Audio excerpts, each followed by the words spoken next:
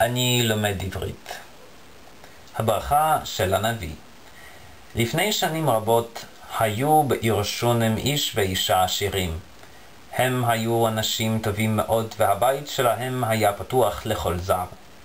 בימים האלה חי נביא בשם אלישע. כל פעם שאלישע היה עובר דרך העיר שונם, הוא היה בא אל הבית של האיש והאישה הטובים האלה. שם היה אוכל, שם היה נח ושם היה ישן.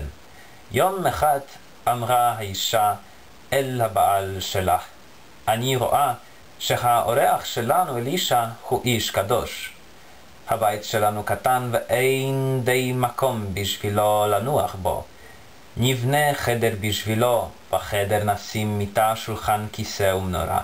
כאשר אלישע יבוא העירה, הוא יגור בו וימצא שם מנוחה. שם ישב, שם ינוח ושם ישן. את צודקת, ענה הבעל, אני אלך ואבנה חדר בשביל הנביא. אחרי זמן קצר בא אלישע הנביא לעיר שונם. הוא ראה את החדר החדש שהאיש והאישה בנו בשבילו.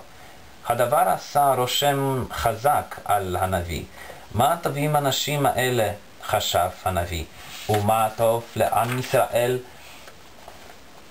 שיש בו אנשים כאלה. אלך ואקרא לאישה ואשאל אותה אם יש לה בקשה. כאשר האישה באה, אמר לה אלישע, לעולם לא אשכח את כל הטוב שעשיתם לי. איך ובמה אני יכול לעזור לכם? האם יש לך בקשה? תודה רבה, אמרה האישה, אנחנו לא צריכים דבר. תודה לאל, אנחנו בריאים ושלמים. אלישע ידע שאין להם בן. הוא חשב רגע ואז אמר לה, ישלח לך השם ברכה מן השמיים, ובשנה הבאה תלדי בן. וכן היה. לא עברה שנה והאישה ילדה בן. אז ראו האיש והאישה מה רב הכוח של אלישע הנביא.